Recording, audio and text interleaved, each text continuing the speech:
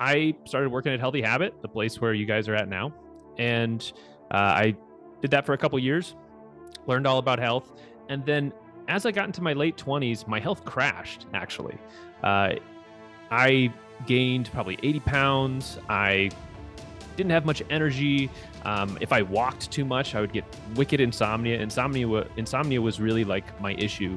And so I just went on this like massive health journey to figure out like what actually makes somebody healthy. What is health? What I learned was environment is destiny. Like I should get that tattooed on my arm or something to remind myself. Environment is destiny. So the environment you are in is how you will adapt and what you will become. And that is from the food you eat, the people you hang around, the job you have, the light sources you get, where you sleep, how you sleep. Environment is destiny.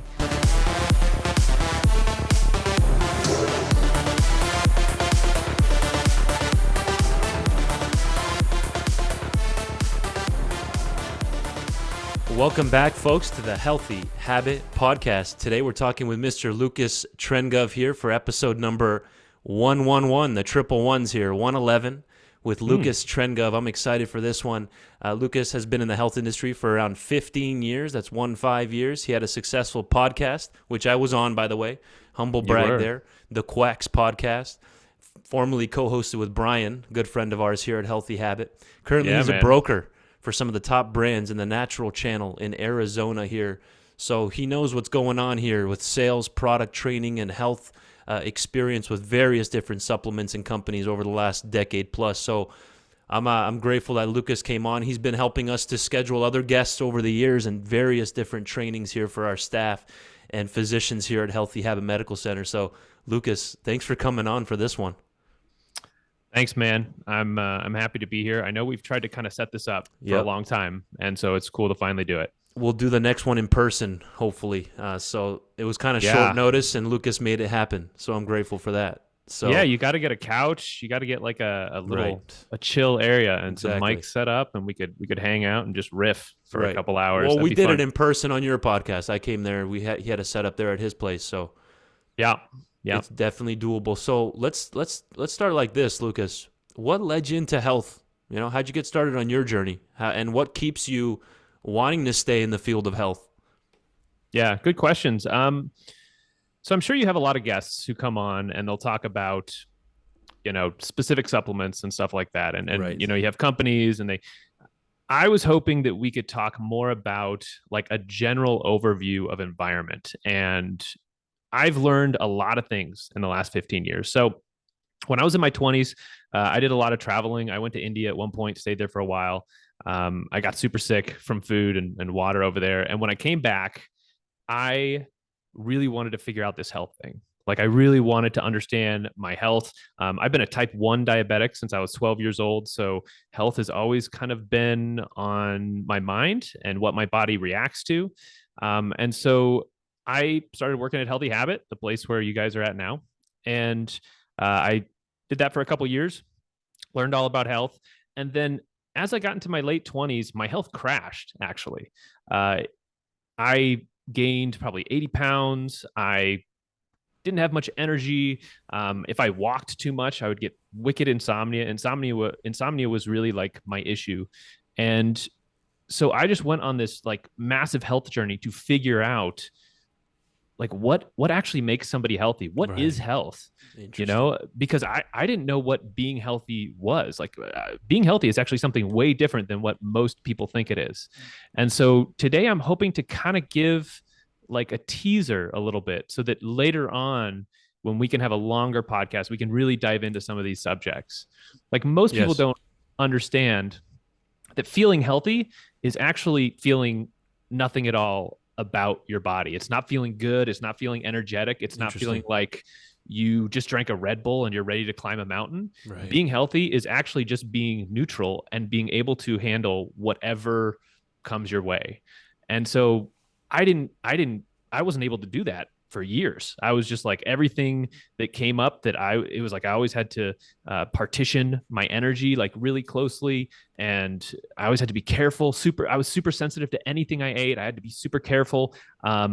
And a lot of people are in this boat today, especially with the vaccines and COVID and all of these different environmental factors. I mean, I don't know if people know this, but there are thousands of new chemicals that we've introduced to our environment, and we have no idea what they do to the human body. Yeah. And so there that are banned in other countries. Yeah, banned in other countries. And so there's all these mystery diseases. And so a lot of people out there are just looking for help. They're just like, they're going into a health food store, or they're going to different doctors, different naturopaths, and they're just like trying to figure out like, what's wrong with me? Okay, I'm doing keto or no, I'm doing fasting, or now I'm getting into like hair mineral analysis, or no, I'm doing blood work, and I'm doing, it's just like, what do you do? And over the years, I figured it out, and I figured it out for me, and I think I have the tools that I could give people to figure it out for themselves. Does that make sense? Absolutely. Yep. Yeah. You were in India for how long? I stayed there, I think 2 or 3 months. I lived at an ashram and meditated and was seeking enlightenment. I had no idea you went to India. That's phenomenal. For several months. That's deep. Yeah. At that point, you start even picking up on the language and learning the ins and outs of the culture and the foods and everything. After that 2-3 week period, I was in Ethiopia for 6 weeks in 2013. So similar story there. So what would you say, Lucas, then are some key factors environmentally that can impact our health? That's a whole new, it's a big expanding area. One of the fastest growing areas in alternative medicine is environmental medicine, environmental health, and the effects of EMFs on our health. It's just new research is coming out every day in this field on environment and how it impacts our health. And whereas most people, like you said, they're focused on the keto and the intermittent fasting and taking this supplement and that, which are all great, but tell us more. Let's dive more into that environmental side. What are some key big ones that we need to be mindful of? Maybe it's EMFs. What are your thoughts on that? Yeah. So what I learned was environment is destiny. I should get that tattooed on my arm or something to remind myself. Environment is destiny. So the environment you are in is how you will adapt and what you will become. And that is from the food you eat, the people you hang around, the job you have, the light sources you get, where you sleep, how you sleep. Environment is destiny. And I think what most people try and do is they're in a situation that's stressful and that's not good for them. And they try and use their willpower to overcome that situation. And this includes people. This includes toxic people. This includes toxic workplaces. They get into it and they say, well, this is bad, but I can overcome this. I can figure this out, or I can do stuff to mitigate it. And there are things to mitigate stress. And a lot of the supplements that you talk about and that I help sell in stores, they help mitigate stress. Ashwagandha is a great example. Like, it's an awesome herb, helps mitigate stress. I've used ashwagandha in the past to, very successfully. But environment is destiny, which means eventually you will be worn down by your environment. Eventually your environment is going to win. And so the best place you can put your willpower is not in trying to fight your environment, but in trying to change the environment that you are in. Or, maybe that means moving. Maybe that means getting new friends, or confronting family members who are toxic, or changing your diet. Yeah. Now, you mentioned EMF. That's one of the biggest ones right now. So most people, EMF is this insidious thing. The crappy thing about EMF is if I took any person and I put them in a forest, pristine environment, and I gave them a phone, an iPad with a Wi-Fi connection, and just they were just on that iPad all day long, you probably wouldn't notice much over the years. It's an insidious toxin in that you don't notice much. But when you start getting stacked layer upon layer upon layer, it starts to add up. And what EMF does is it actually increases your metabolism. There was a great study that looked at the metabolism in the brain on the side of the head where a phone was and the side of the head where the phone was not. And what they found was on the side of the head where the phone was, calcium channels were affected and the metabolism increased on that side. And feel free to share, do a screen share if you feel like doing that, or pulling up studies throughout this. If you want to try, go ahead. Absolutely. Okay. Yeah, I didn't put anything together. That's all right. But next time. I can link it to you if you want to put it in the show notes. Okay. Or something. And so what EMF actually does is it's a stimulant. And so if you take a little bit of a stimulant, it's not a big deal. like I said, the metabolism in that study on the side where your phone was, it increased. And so what happened to me was I was in an apartment and they installed, I think, like 12 or 11 smart meters right behind my kitchen. And for the first couple, I didn't know this had happened. And for the first few months, I felt good.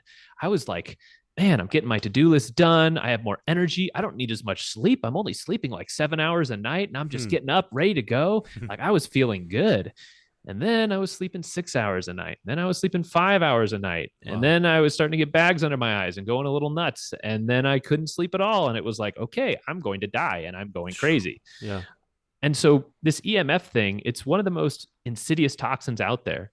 And it's compounded by the fact that the telecommunication industries have put out studies that counteract any studies that talk about the harmful effects of EMF. So there's lots of studies that say, okay, these levels of EMF, of microwave radiation, these are toxic. And then there'll be a study that comes out on the telecommunication side that says, we didn't find anything toxic. And so EMF it's never been shown to be toxic, but it's in this weird limbo zone where it's like, well, the results of studies are inconclusive. And as long as they're inconclusive, we can keep putting up cell phone towers. We can keep raising the power on all of these devices. And it just adds up. And so when people get exposed to this stimulant over and over and over again, all day long, when they're sleeping, their metabolism breaks down. It's like, have you ever seen somebody who was addicted to stimulants for 10 years and then quit? Like what happens for that 10 years? They are skinny, they're burning fat, right. They got sunken cheeks, and then they quit and they start gaining weight and they get tired, sluggish, they basically destroy their metabolism. And so that's what EMF is doing to everybody in these areas with high EMF. It just slowly destroys your metabolism. This is why it's hard to lose weight. This is why it gets harder and harder as the years go by to really be able to put in the effort to go exercise. And so I like to think, I've known about this EMF thing for probably 8 or 9 years. And so I've seen some people who have been exposed to high amounts of EMF, and it doesn't happen overnight. It's like, over 5 years, they age 7 or 8 years. So it's really subtle how it works. What can we do to protect ourselves right now on EMFs? And quickly, what is EMFs? What are the sources of it? You mentioned a smart meter, I think you said, when that was installed. But like, obviously you and I are super nerds in this field and we go deep. But like for someone that's, I don't know, 75 years old and just on their computer at home and now using the smartphone, what are EMFs? Where are they coming from? And what can we do? So it's tough to get. There's a lot of different sources of EMF. I mean, there's Bluetooth. There's all these different frequencies. Right. I mean, your microwave puts out a type of EMF. There's magnetic, fields and stuff. So I don't want to jump into like the super nerdy stuff, but just some things that people can do. You can turn off your phone and your Wi-Fi router at night when you're sleeping. If your house, go outside, look around. If there's one of these big cell phone towers that looks like these kind of spiky things in the air and you see one by your house, like it might be a good idea to think about moving in the next couple years. Those things look horrible. Those things look like they just don't look good. And then they'll disguise them as palm trees. Have you seen that? Yeah, I know. They try and pretty them up a little bit, but they do. They look all like almost like demonic or something. Right, like they're like trying to grab the sky or something. It's trippy. It's trippy. So, but yeah, turn off your Wi-Fi, turn off your phone at night. Start becoming aware of it. And if we do another podcast, I can really get into the different types and that kind of thing. Beautiful, folks. For episode 111 here, we're talking with Lucas Trengove, again, in the health industry for 15 years. That's 5 years. And former host, or actually, are we still hosting the podcast, Quax, or you took a little break, or what's the ETA on that? So, yeah, you can find my podcast at quaxpodcast.com, QUAX podcast.com. Okay. And I finished that up a couple years ago. I did 100 episodes, and then I did one more a year after that. But it was a good journey. It was part of what I used to get my health back, and there's still some really good episodes on there. Some of it's getting a little dated, but there's some good stuff. And that's QUAXpodcast.com. Yep, if you want to check it out. Yeah, it's on YouTube too. Awesome. The archive's all there. They can go back and check out all the previous shows, huh? Yep, they can. Perfect. Awesome. That looks like it went all the way up to episode 101, almost where we're at right now. I just pulled it up there. So you're on 111, so you're past it. You've succeeded. I won?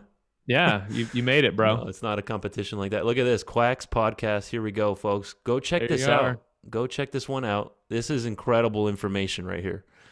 Not many people do 100 episodes deep into their own podcast. So, and look how nicely he arranged this website and everything. So quaxpodcast.com to stay in the loop more with what Lucas has been involved with over the years. So thanks for sharing that.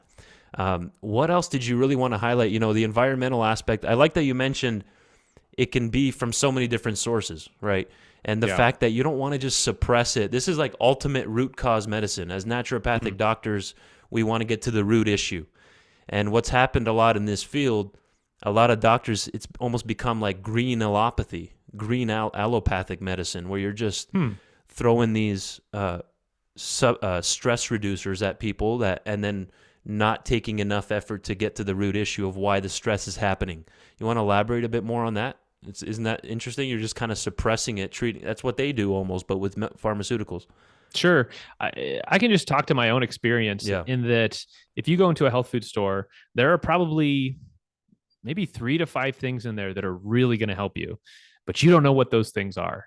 And so I tried tons of different stuff. I did all the stress mitigating stuff, and the things that work for everybody are environmental factors. That works for everybody. Everybody can benefit by improving their environment. And that's where I got the biggest bang for my buck. Now, on top of that, you can do supplements and you can say, okay, you know, is this working for me? You know, I take blueberry pills. It helps with my blood sugar.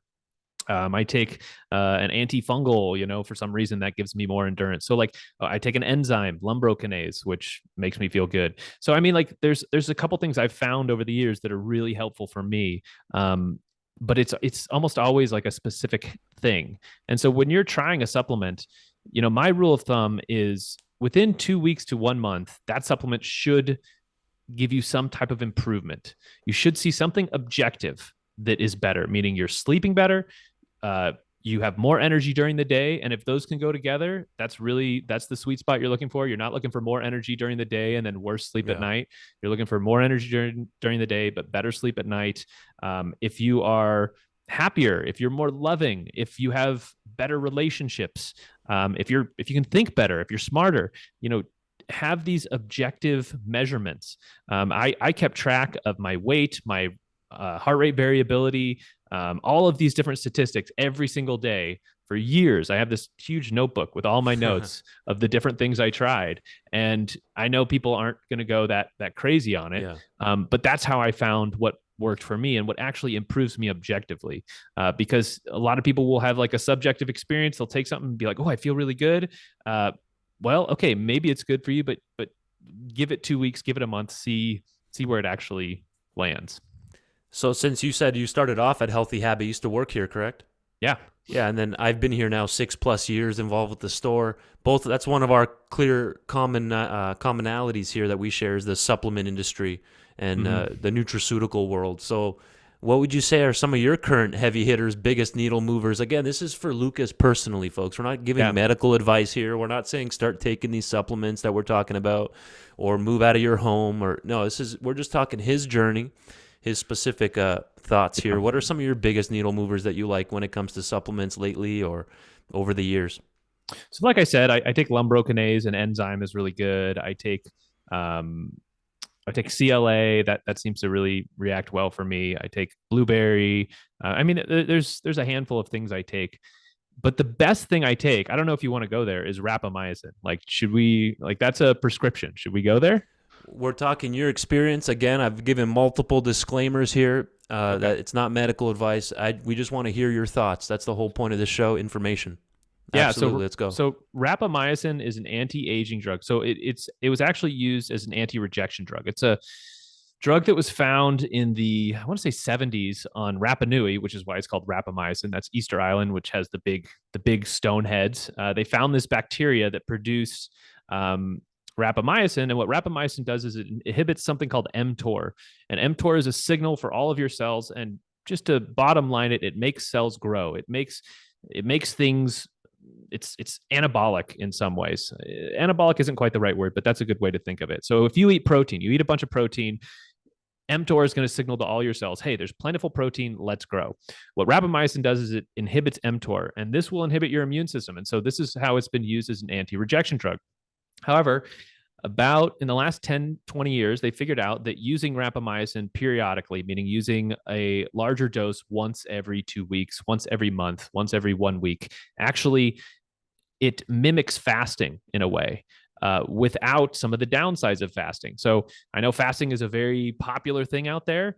People love to fast, but when you fast, it will increase your stress hormones. So you're going to get raises in adrenaline and cortisol. And so, yes, you're going to get those benefits of fasting, which is your body, you're giving your guts a break and all the benefits they talk about with fasting. But you're also going to get a spike in these stress hormones. And one thing I noticed when I was at Healthy Habit was people would start fasting. They'd feel great. And then they'd keep going. And it was 2 years later, 3 years later, and they started to lose muscle mass and they're starting to lose their metabolic efficiency. And so you can do too much fasting. What rapamycin does is it mimics fasting, but you can still eat. And so you get some of those benefits of fasting without the downsides. And so rapamycin is something I've been taking for 2 or 3 years. It is a prescription. You have to get it from a doctor, or there are some other ways that you could get it, which I've put out there. If you want to find out about those, you can go to my podcast and listen to episode 101. But that's one of the best things I've seen a lot of people take it, and I've never seen anybody really not benefit from it if they don't stick with it. You'll get a 15 to 20% energy boost from just doing that, meaning, and it's not like an energy boost where you just feel like, oh my gosh, I drank a Red Bull and I feel so stimulated. It's just, instead of being able to cycle, for an hour, all of a sudden you can cycle for an hour and 20 minutes and you don't know why. You don't feel any different, but it just expands your energy. So rapamycin is my favorite. That's one thing I would love to dive deeper in, and how it works and how mTOR works on a longer podcast. But right. If somebody hasn't done the research, definitely listen to episode 101 on my podcast if they want to find out more, or just dive into it themselves. But this rapamycin is blowing up. And over the next 10 to 20 years, as an anti-aging drug, it is going to revolutionize medicine. And it's going to be, in some ways, it's going to be about the people who have access to it and can take it, and the people who don't. And it's going to be a haves and a haves-not situation. So definitely look into that. Right. You can even just head over to Google real quick and just literally rapamycin health, and then add the word scholar at the end, and just read on your own. Read even just this first page, everything on this first page, maybe 11, 12 different articles. And it's just, there's so many studies at this point on rapamycin. Here, you can see here, extends life and health span because it slows aging. It's from a 2014 Chinese article, medical study. So you can you can go deeper and deeper. If I can just mention that, the difference between lifespan and health span. So one thing about anti-aging is the big thing in anti-aging for a long time was calorie restriction. Everybody's heard of that. The thing is, to really get benefits from calorie restriction, you need to start early. So if you calorie restrict a mouse, it's going to grow up and it's going to be smaller. It's going to, and these calorie restrictions are severe. It's like 30%. So this mouse is going to grow up calorie restricted, and it will then live longer. It doesn't work if you start calorie restricting later in life. You can't go to a 60-year-old who's been just eating like crap their whole life and say, hey, start calorie restricting and you'll live 10, 20, 30% longer. The cool thing about rapamycin is it works on everybody. Even if you're elderly, it shows benefits. It shows life extension, and it increases health span. So you don't want to just live longer and be miserable. You actually want to live longer and feel better. And so, it's really an amazing discovery. There's actually a book by Linus Pauling, the 2-time Nobel Prize winner. I know you know about Linus Pauling, Lucas, but it's called Live Longer, Feel Better. That's literally the title of one of his. He has like 11 books, but that's one of them that I have here. Was it vitamin C? Is that what he was? That's in there. But then he has like a whole protocol with vitamin E as well, and A, the B complex. He talks about a lot of different ways to do it. But yes, his biggest work was definitely on vitamin C. So really interesting stuff. So like you mentioned, he went. Go ahead. I was gonna say, I heard he went a little nutty after he got that Nobel Prize. Really? Yeah. Why? Why is that? I don't know. It's a whole thing.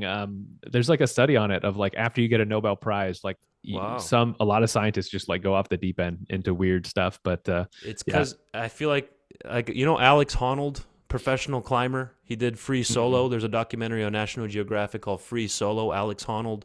Okay. He climbed El Capitan in Yosemite National Park with no equipment, no harness, nothing. And after that, he just kind of lost it. Like, he didn't know what else to do. It's almost like once you conquer that biggest feat, it's like, what's next, you know? Right? I mean, can you imagine if you were like Armstrong and you just landed on the moon and you were the first one to be on the moon, you get back, like, Now what do you do then? You know, how do you top that? Like, it's all downhill from there, you know? So, Lucas, this has been incredible, my friend, for episode 111. We're going to have him back on again, folks. Don't worry. I know everyone's like, when is Lucas coming on again? This was a good little intro. We can go deeper next time, which we will. And I would check out episode 101 of the Quax Podcast, which we'll share that below. What do you want to leave us with here, last minute or so? What's a good take-home, Lucas, before we have you on next? Yeah. You know, if you're on a health journey or if you're trying to figure out how to be healthier, just remember that you are doing it to experience the best things in life. You're doing it so you can dance more, love more, have better connection, have meaningful work, good conversations. Like, that is the end goal. And so that's where you're going. Don't forget that. Don't forget in your going to doctors and all that stuff, that's where you're aiming. That's the end. So that's what I would leave people with. That's valuable, and thank you again for coming on. We'll talk to you soon. No problem, brother. Thanks, Good to talk to you.